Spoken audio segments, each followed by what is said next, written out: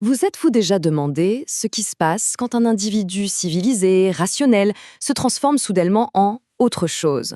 Eh bien, en 1895, un penseur du nom de Gustave Le Bon a tenté de percer ce mystère. Il a publié un livre qui a eu l'effet d'une véritable bombe. Et son sujet, c'était l'une des forces les plus puissantes et les plus imprévisibles de l'histoire, la foule. Ce livre, La psychologie des foules, ce n'était pas juste un essai de plus. Non, c'était une tentative hyper audacieuse de créer une science du comportement collectif. Parce que Le Bon, il avait une conviction, presque une prophétie. Il disait en gros, oubliez l'individu, le siècle qui arrive, il appartiendra aux masses. On entrait selon lui dans l'ère des foules. Mais alors, la question de fond qui l'obsédait, c'était quoi? En fait, c'est une question qui nous touche tous encore aujourd'hui. Qu'est-ce qui se passe vraiment à l'intérieur de nous quand on se fond dans une foule? C'est quoi cette alchimie un peu mystérieuse qui transforme notre façon de penser, de sentir, d'agir? Alors, pour bien comprendre sa pensée, on va suivre son raisonnement en 5 étapes. On va commencer par le contexte de l'époque, puis on va plonger dans son concept le plus dingue, l'âme collective.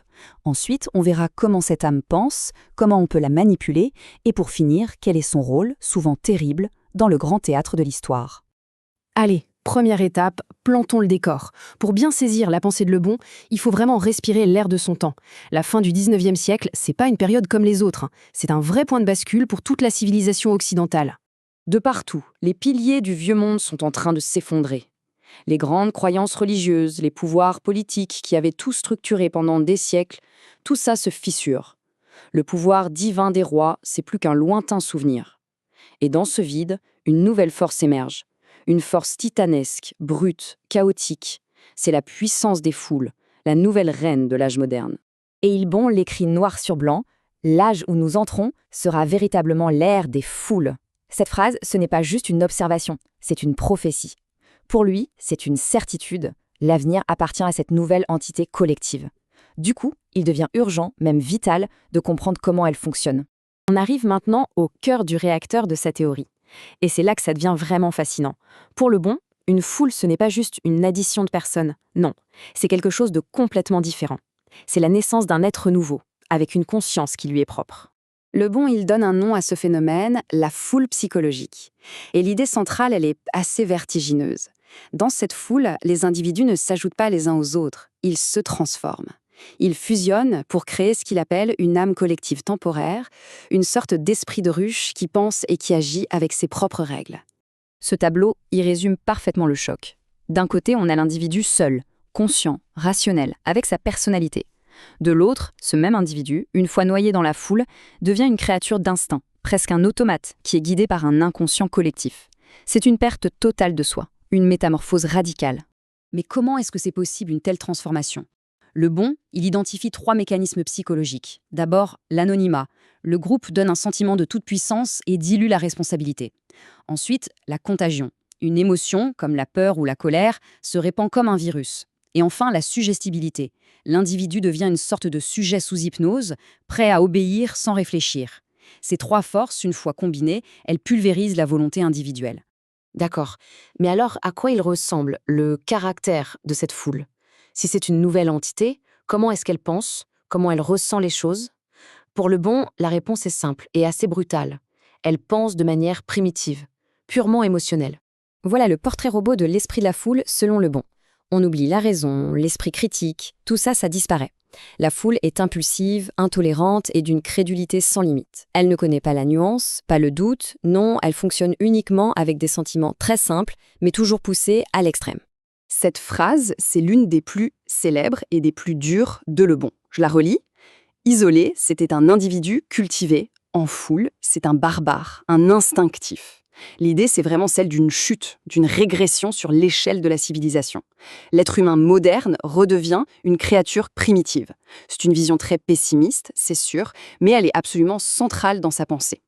Donc, le point vraiment crucial, c'est celui-ci. Pour convaincre une foule, il ne faut pas argumenter, il faut l'impressionner. Les foules ne sont pas touchées par les faits, par la logique, mais par des images fortes, des légendes, des histoires incroyables. Pour elles, l'irréel est souvent plus vrai que la réalité. D'accord. Mais si les foules sont cette espèce de force de la nature, irrationnelle, impulsive, est-ce qu'elles sont ingouvernables?